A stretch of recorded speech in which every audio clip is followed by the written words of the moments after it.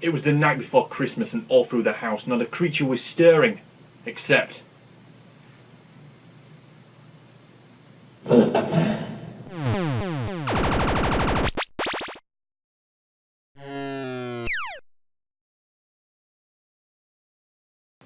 Hi guys, welcome to AlwayzGamezTV. I'm Roger Knowles, and welcome to the first ever AlwayzGamezTV review. And just in case you don't know which game we're doing Batman Arkham Origins. Okay guys, let's just take into account the actual name of the game. Arkham Origins is not the best of descriptions for the game. Seems that the previous game, well the first game in the series was called Arkham Asylum and actually was based in Arkham Asylum itself. And Arkham City was basically a situation where part of Gotham City was sectioned off from the rest of the city and was called Arkham City due to the fact that it was holding most of the criminals.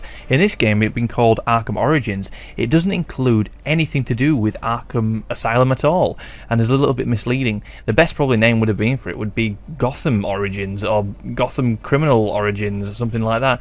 At some point later in the game Arkham Asylum is mentioned very briefly, but it's a bit of a loose tie-in to be absolutely honest. Also, Arkham Origins is also developed by a different company this time. It's developed by Warner Brothers Games Montreal, not by Rocksteady Studios like the previous games. How does this affect the actual quality of the game? Let's take a look. Not giving any spoilers away of course, but let's take a quick look at the story of Batman Arkham Origins.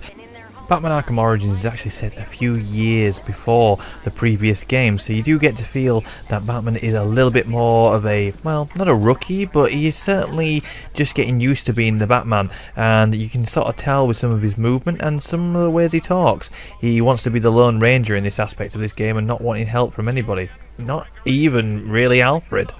So you're initially introduced to a Batman as he's about to leave the Batcave on Christmas Eve with the complaints of Alfred with his Christmas dinner. And Batman's about to leave for Blackgate Prison due to a breakout happening there led by Black Mask. As you develop on through this initial mission, you are introduced to Killer Croc, who gives away part of Black Mask's plan to hire numerous assassins to take out Batman himself.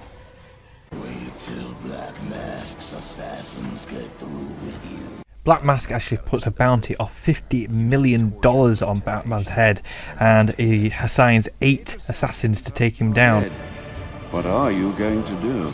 Also, not forgetting our most favourite villain of the Batman franchise, but yeah, Joker does make an appearance as well. But you're going to have to play the full game to find out his full involvement in that section. Now let's take a look at gameplay. Done nothing you not done. If you played any of the previous Arkham games, you'll feel very comfortable in this setup. They haven't really advanced it or changed any of the original format of the movement, fighting style, or anything like that. The combat is still very much the same. The simple one-button counter-attack and the one-button punching. They have seemed to have sped it up a little bit, or at least that's what I seem to have come across, that you have to make sure that the counters are perfect, whereas in the previous games they were a little bit more forgiving. The premise for this story is basically perfect for a video game. You're going to make your way through the minions, battle your way through, solve puzzles, old school platform style of jumping from one section to another, and eventually leading to the boss battle of one of the assassins. When it comes to the boss battles, in all honesty, they're not overly difficult. You'll be using a technique or a piece of equipment that you've recently learned when it's leading up to that boss, so as long as you keep that in mind and possibly taking some of the other previous techniques that you may have learnt through the game, you're going to solve the puzzle of defeating the boss fairly quickly. In the Deathstroke fight scene, it comes very, very close to being only a quick time event, but in all honesty they've done a really, really good job of keeping it exciting and thrilling all the way through the fight. One of the new aspects of Arkham Origins is actually the detective scenes, which you're going to have to go through and solve by using the detective vision. It's where you are going to go through and rewind certain aspects of a crime scene and try and solve what may have happened or who may have been the cause of it. It's an interesting mechanic and certainly an enjoyable one. However, after a little while of doing a few of them, you do start to feel more of a bystander and feel like you're more just viewing the situation and what's happening, not really being a massive part of it. But it's an interesting mechanic, and I'm looking forward to see what they might do in future installments with this system.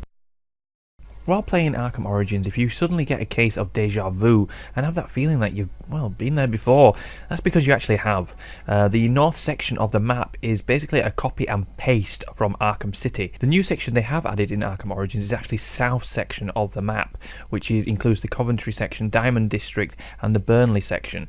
The Industrial District and Sheldon Park and the Amusement Mile and Park Row and the Brewery are all pretty much taken straight from Arkham City, and as you fly around you can see a lot of locations you were before, which is good for a nostalgia sense, because if you played the previous game it's nice to see the locations that you were before, but you also do have that feeling that maybe the developers were maybe a smidge lazy and just basically copied the same thing as before. Admittedly, there is a couple of locations which are new in the north section, but not that many. One of my major gripes of this game is actually the grappling hook. In previous games, and especially in Arkham City, you could pretty much grapple up onto, well, nearly anything.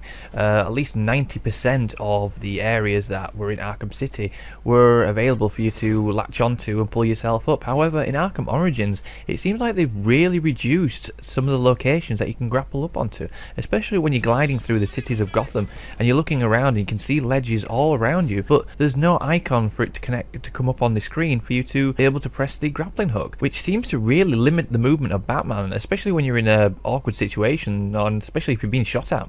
However, one thing that has been left out of Arkham Origins, which was in the previous games, was the Easter eggs. There is absolutely none in this game at all. At least I didn't find any at all. Whereas before, in the previous games, you would come across an item laying on the floor or on a bench or something like that, and you could take a snapshot of it, and it would give you some backstory to that character that may not actually be in the game, which is unfortunate because it certainly gave a longevity to the previous games to be able to hunt down all these Easter eggs and have a full catalogue of them. In previous Arkham games, there was the Riddler Trophies to collect, which was kind of a case that you'd go around and use your new techniques that you'd learned or new gadgets to collect the trophies and solve the puzzles of the Riddler. However, he doesn't sort of make an appearance in this game. There's this time and around, there's the Enigma, which will send you out to go collect the Enigma data packs for you to be able to move on with his mission. Personally, I didn't find these as hard as the previous games. Maybe just me getting better at the game, or possibly they were a little bit easier, but I don't know, this didn't seem as tricky as they previously were. Me is a great big mystery, one you're never going to solve. Enigma, then. Oh, you must think you're so clever. Due to the fact that Gotham City is much larger in this game, they've tried to resolve the issue of travelling around the city by doing waypoints with the Batwing, which is okay, but however you need to start unlocking certain sections of Gotham City to be able to travel there. So early on in the game you'll be finding that you're going to be having to glide around a grappling hook here, there and everywhere just to try and get to one side of the city to the other, which can take some time, and you'll be finding that you'll be crossing the Gotham Bridge numerous times to get to different locations, which can be a little bit tedious after you've done it a few times. Now, let's have a look at how the actual game looks.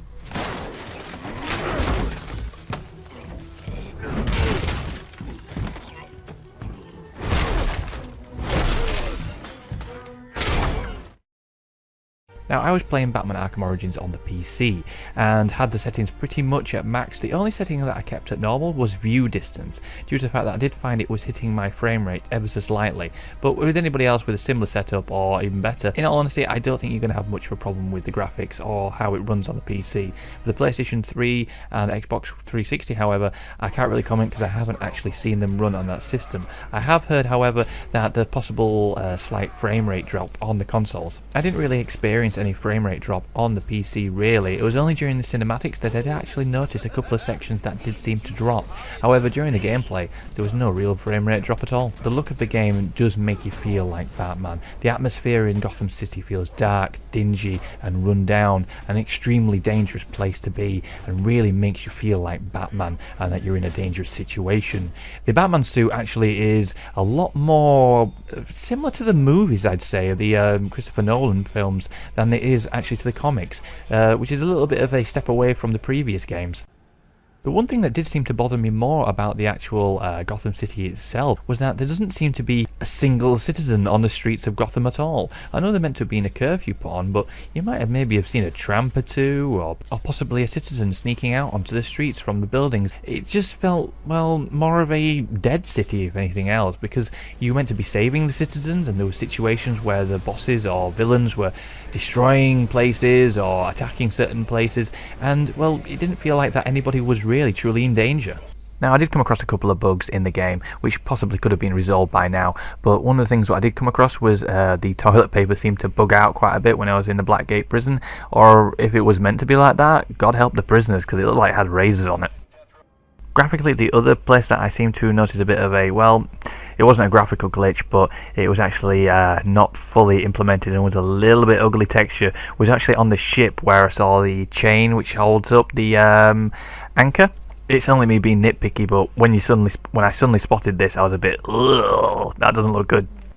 The one section of the game that I was looking forward to the most was actually the Batcave, funny enough, mainly because it hasn't been, well, shown at all in the previous games. Now, there was a sort of Batcave in Arkham Asylum, but not the true Batcave of what we see in the Arkham Origins, and to be honest, it looks fantastic, and there's a few little Easter eggs such as the Batmobile being built and things like that, and the tool bench where you can see where he's been putting things together, or even where the Batcomputer is. It's just nice to see these little things here. Business.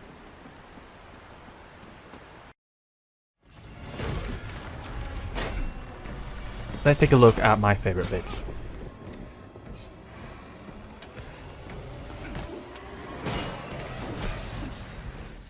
In Batman Arkham Origins, the section of the game which personally I think stands out the most and is actually the best quality is the actual voice acting in the cinematics. It's absolutely perfect.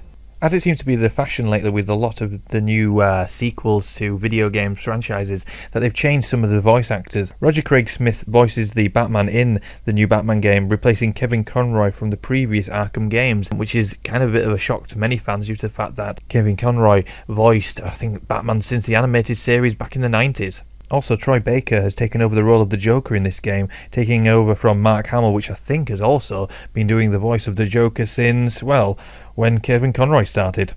Just a special mention for Troy Baker here. He absolutely nails it as the Joker, really taking over well from Mark Hamill.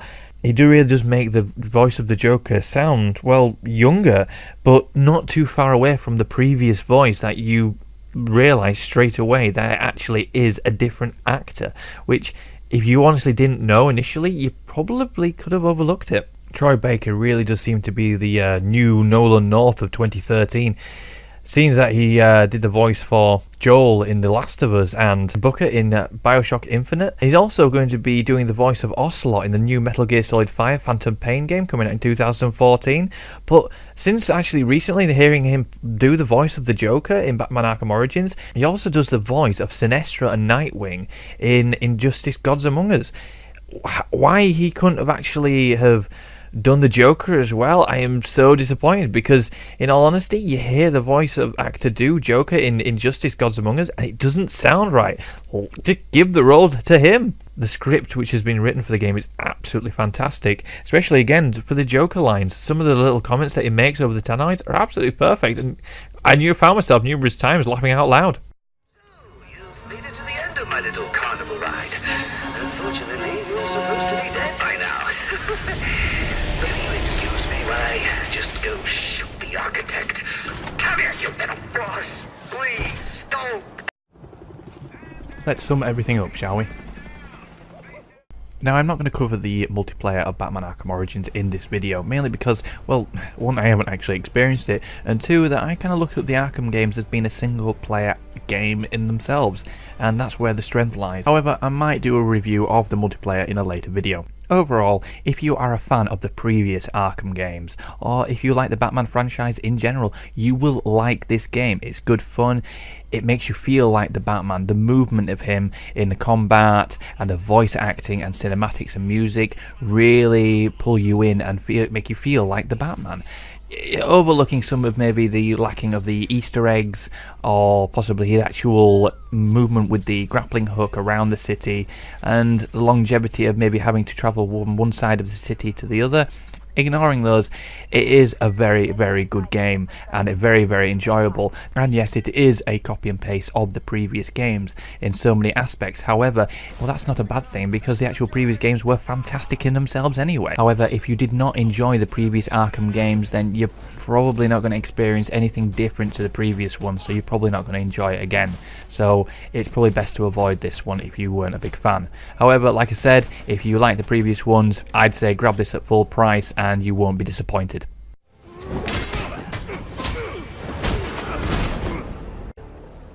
What are you?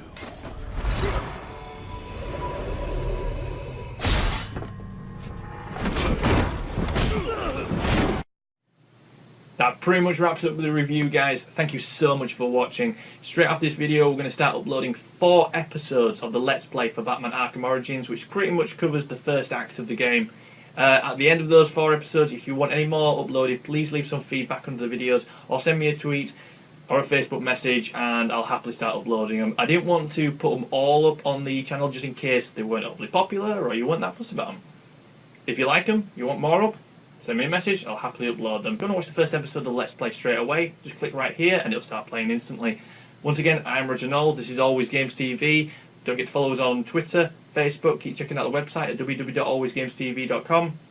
If you like this video, please click like, subscribe, leave a comment. Every bit you do helps push out Always Games TV a little bit further. Thank you so much, guys. We'll see you next time.